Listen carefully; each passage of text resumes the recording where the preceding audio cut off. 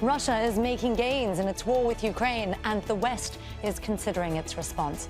France has not ruled out sending troops to Ukraine, but the idea has been rejected by its allies.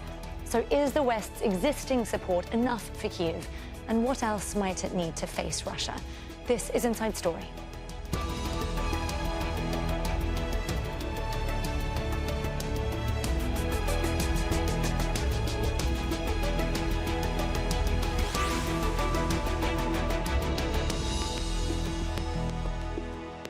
Hello there and welcome to the programme. I'm Nastasya Tay. Now, the war in Ukraine has raged for over 2 years. Western allies are boosting their support in the hope of turning the tide against Russia, but direct intervention has always been off the table until now. French President Emmanuel Macron has now floated the idea of more direct involvement, perhaps even putting boots on the ground. Could Western powers ever unite behind a move like this, and how would Russia react? Well, we'll speak to our panel in just a moment, but first, Fintan Monaghan has this report. European leaders gather in Paris in a bid to display their solidarity with Ukraine and its war with Russia. Western powers pledged further military supplies, but French President Emmanuel Macron hinted at more. There was no consensus today to put troops on the ground in a manner that's official, assumed and endorsed. But nothing should be excluded. We will do everything so that Russia cannot win this war. For many months, the conflict has largely been at a stalemate. Ukraine has struggled to secure any gains, while Russia has claimed to have made inroads in the east.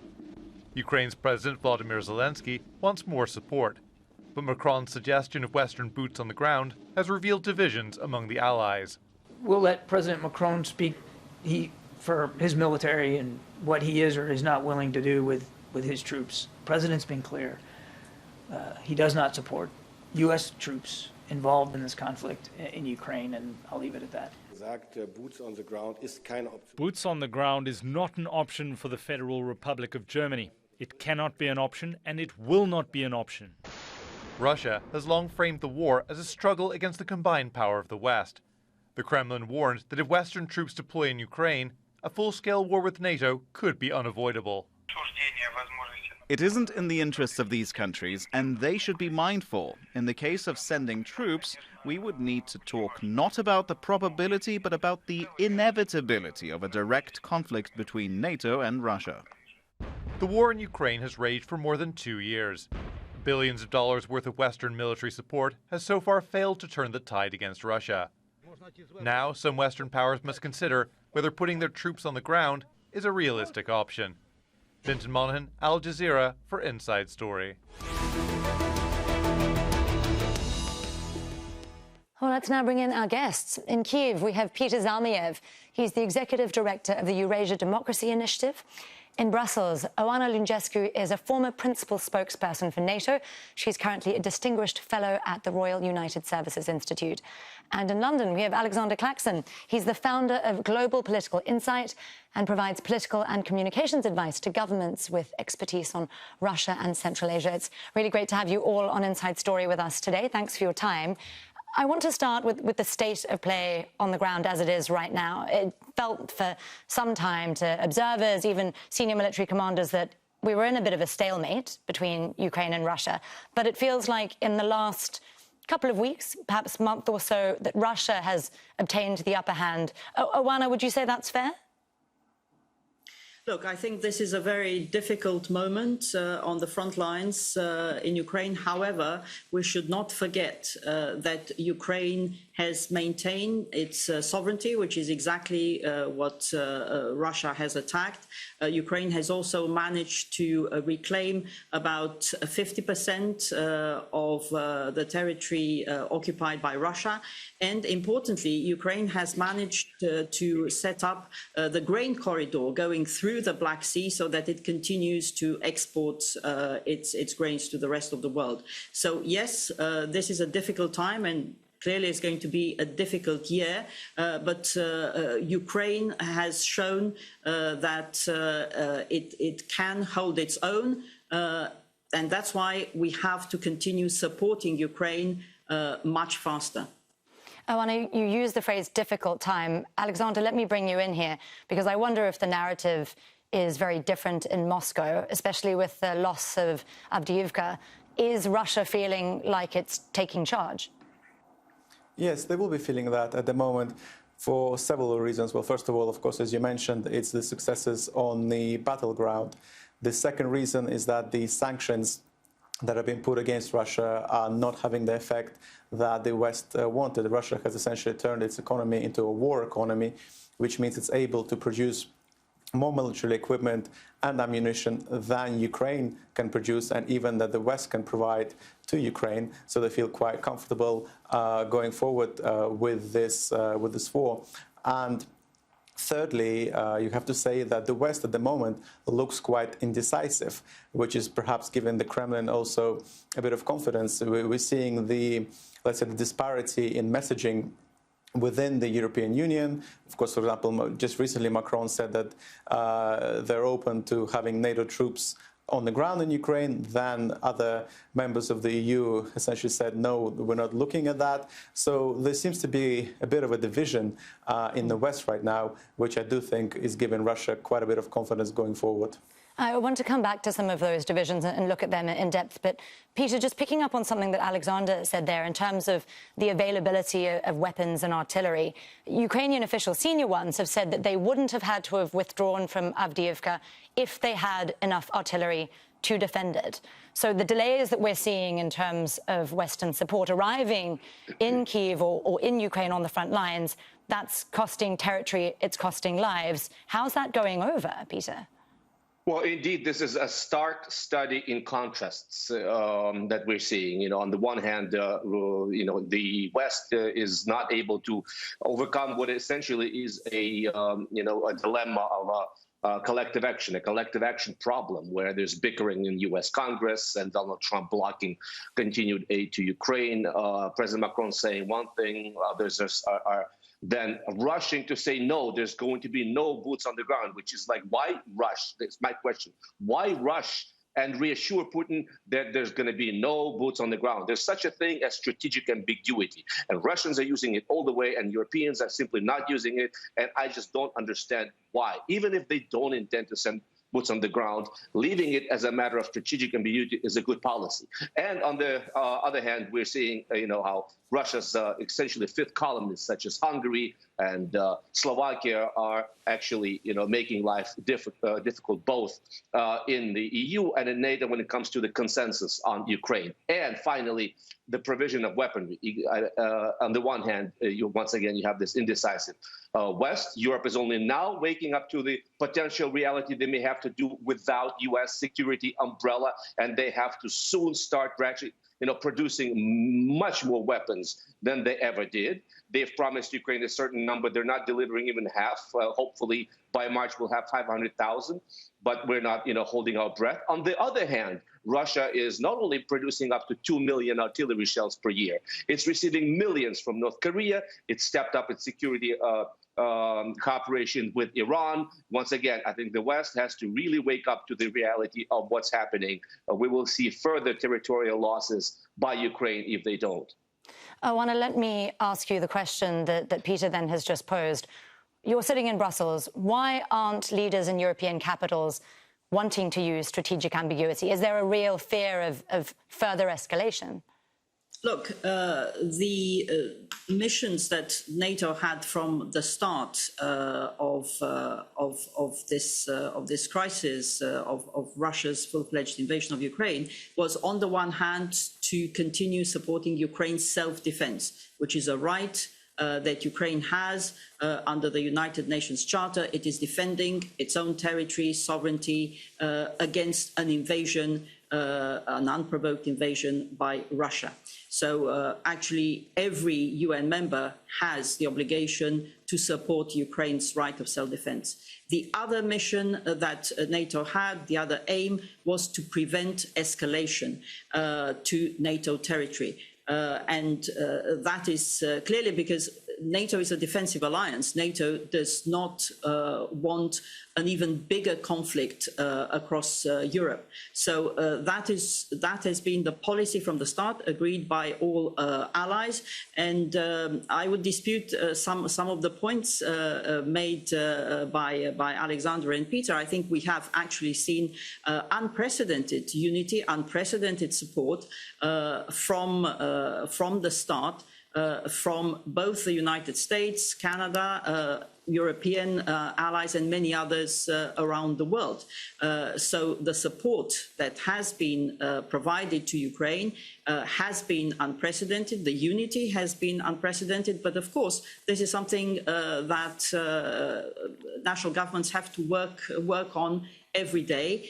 And we see, and that is a fact, that Russia is getting a lot of ammunition, a lot of drones, a lot of other support from fellow autocracies around the world, in particular North Korea and Iran. So it's absolutely key that democracies also step up. And that is, in fact, what's been happening. Countries in NATO are investing much more in their defense than they did even a couple of years ago. 18 out of 31 NATO allies are investing around or either 2 or more than 2% of GDP on defense. They have been taking measures to increase their defense production, their ammunition production, but of course it's not fast enough. It is harder in democracies to take this sort of decision than it is in dictatorships. That's also a fact. Oana, you're talking there about restrictions or constraints on how much can be sent. It also feels like national governments, as you mentioned, have been making individual decisions based on their own national interests. So Germany, for instance, I know they've been mulling over the idea of sending their Taurus long-range missiles. That's been really contentious for them. They, if I recall correctly, were not very keen to send tanks until the US also sent tanks. They're concerned, clearly, about escalation. Germany doesn't want a war with Russia. But Alexandra, I've been wondering about, I've been wondering about this slow escalation, though. We've seen initially Germany said they were going to only send helmets, and then they sent tanks. Now there's talk about long-range missiles. How is this slow escalation in terms of the sophistication of weapons being sent to Ukraine? How's that being viewed in Moscow? Well, again, as I just mentioned before, it is viewed as a sort of weakness by the West. You see, from the Kremlin's point of view, this war is essentially life or death. It is life or death for Putin in many ways. If he loses this war, well, there will be major consequences for him and his regime. And therefore, the Kremlin is ready to go all out. We don't see the same, let's say, the same decisiveness from the West. And the more this war drags on, the harder it's going to be for the West to continue to provide that sort of support that it did provide at the very beginning. And I do agree without the guess that initially the support was indeed substantial. But the more the war drags on, the more I think there will be an unfortunate realization that Ukraine will not be able to take back the lands that Russia currently controls. It's not a popular narrative. It's one that's not being actively discussed in Western circles. But Russia has a very deep and significant defensive lines in the territory that it's conquered so far. And Ukraine will indeed struggle to get that back. They failed with their counter. Sorry, Alexandra, I just want to clarify something you said earlier. In terms of what the West is sending to Ukraine, it's been slow, certainly, but we have seen an escalation in sophistication, right? So if Russia didn't view tanks as an escalation, will they view long-range missiles as an escalation? And where does that end? Is then the line, say, boots on the ground, Western boots on the ground? Well, I think the boots on the ground will be a significant escalation, and that's exactly what the Kremlin said. Now, where that red line is, it's difficult to say. I think when the war initially started, the Kremlin did put forward many red lines, which have been crossed by the West by now, and we haven't really seen a significant response from the Kremlin in that regard. Nevertheless, I think by sending long-range missiles and so on, again, it might help in the short term, but what does the West do once these missiles run out? Do they continue sending them indefinitely? There is no, there is simply no possibility of doing that. And so I think that Russia would feel that in the long term, they have the upper hand. Peter, I see you really want to come in there. Please jump in. Yeah. I think NATO allies and the whole G7 have made clear that they will continue to support Ukraine for as long as it takes. And President Macron actually said, and whatever it takes. And I think that's a very important message because for Russia, yeah, maybe it is existential for Putin, but this is a war of choice that Russia and Putin himself launched. They were not attacked. This is a war of aggression. It's an illegal war of aggression. So it's absolutely important that we continue to support Ukraine because it's defending its independence and its territorial integrity. And these are fundamental principles. So I don't agree that we will be running out of ammunition. Actually, what you are seeing is a continual ramping up of defense capabilities, of industrial capabilities. NATO has a defense industrial action plan, which it launched last year. There are contracts being made continuously for more 155mm ammunition for Patriot missiles, and these are both to defend NATO allies, but also to continue to support Ukraine. I agree that it's... also am hearing now that France is saying that they're now open to buying outside of Europe potentially, which opens up a huge market. Peter, I know you've been wanting to jump in for a while. Please, go ahead. Yeah, I just want to say, when we talk about escalation and Putin's red lines, I think they've already thrown everything they have at Ukraine short of nuclear weapons. They've blown up our Kakhovka water dam.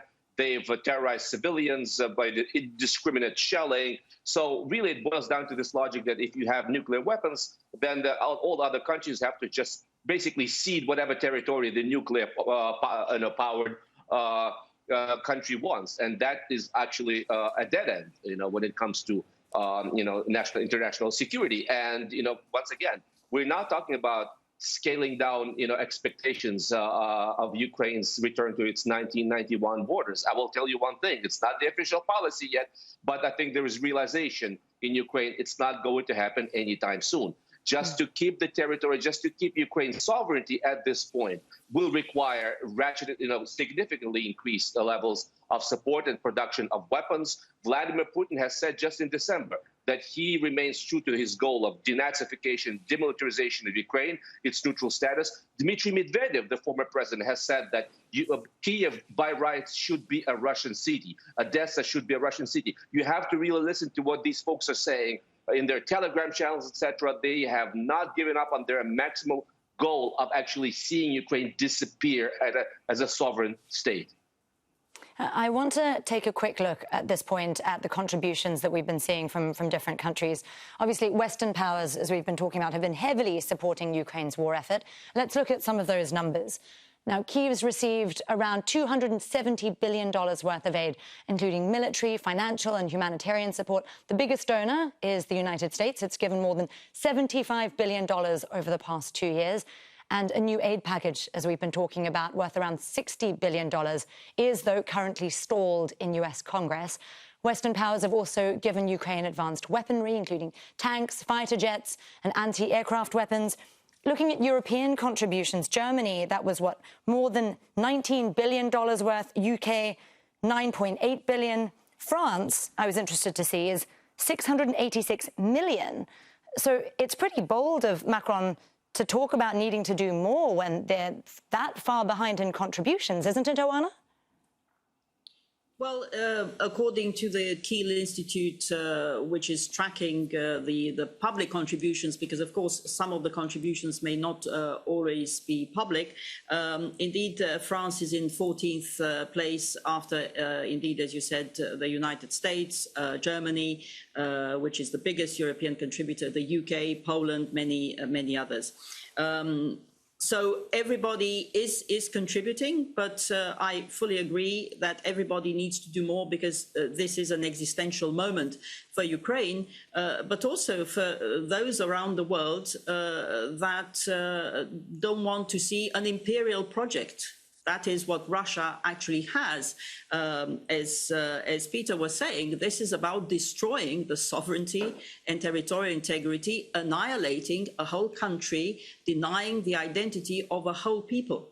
This is an imperial project which, if it succeeds, will send the wrong message to other big countries around the world that think that they can use force to achieve their goals. Well, let me then turn this back to Alexander, because we're talking about ramping up support here from Western allies over a relatively long period of time, it seems. From my interviews, Alexander, with senior Russian officials, it sounds like Moscow already feels that it's at war with NATO, that the whole of NATO. What difference would boots on the ground, for example, make if they already think that they're at war with the West? Well, I think having boots on the ground would indeed be a significant escalation, because if suddenly we're seeing deaths among NATO soldiers, that does raise the question as to whether indeed Russia is in fact in a direct conflict with NATO. Whilst Russia has been saying at the moment that, of course, they are fighting NATO, it's kind of been indirectly. NATO has been providing military support, training, financial support, but it hasn't been a Russian soldier versus a NATO soldier. Having boots on the ground would indeed change that. And I should add as well that if indeed NATO troops join the conflict directly, we would see perhaps an increased rhetoric from Russia again. I think Peter mentioned before the potential use of nuclear weapons. Now, I'm not saying that Russia would use nuclear weapons if NATO put their boots on the ground. However, as I mentioned before, this conflict is a must-win for Russia. And if NATO troops did, in fact, have a positive effect for Ukraine, we would probably see the nuclear rhetoric come back again from the Kremlin. Peter, let me ask you, sorry, Oana, I'll come to you in just a second, because I do want to ask about a different kind of support as well, and whether that's been making a difference to Russia and its perceptions of Ukraine and the West. Symbolic support. NATO's chief, just a few days ago, was saying that it's inevitable that Ukraine will join the alliance. We know there's an EU bid. I know Ursula von der Leyen seems to keep changing and flip-flopping on that timeline, but that's obviously also in the works. Does any of that change anything, Ukraine becoming a member of NATO or the EU, Peter? Well, I think that even if it's still a remote eventuality, we're talking about probably conservatively 10 years for each prospect. This is an incredible, like you said, symbolic reassurance and help to Ukraine. It's been very difficult this last year, and it's getting even more difficult, especially in the absence of a decision by the U.S. Congress. In many ways, much more difficult than last year. Remember when Russia was targeting our, electrical infrastructure, we were out of power. We didn't, for days we went without electricity and sometimes access to water. But then we had the sympathy and support by the entire world. And that seems to have been slipping. Obviously, Russians have cast their nets wide. They have their agents on the ground trying to influence politics in the EU on the eve of the European parliamentary elections in June. They've obviously seemingly gotten hold of the soul of the Republican Party of the United States of America. So to have this as a eventual sort of icing on this cake, this promise of NATO membership, EU, first of all, that is the only true guarantee of Ukraine ever and finally breaking away with the so-called Ruski Mir, the Russian world, and all that it entails, continuous aggression, ignoring of basic human rights standards, etc.